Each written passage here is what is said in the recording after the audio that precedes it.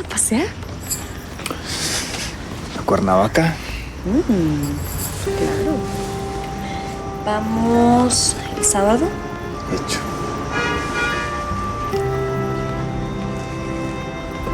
Oye, mi amor.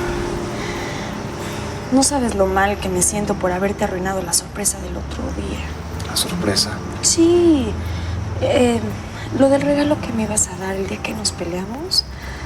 De verdad, lo siento mucho y entiendo perfecto si ya no me lo quieres dar. Amor, no seas tontita. Claro que te lo quiero dar. Pero te lo voy a dar en Cuernavaca.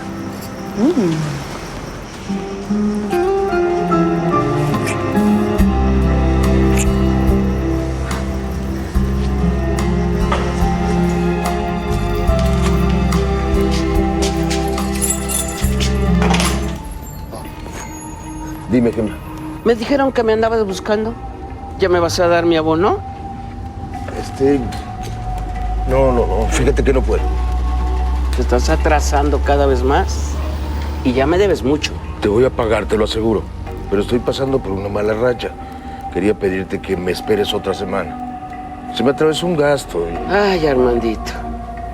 Ya sabes que yo siempre encuentro la forma de cobrar las deudas.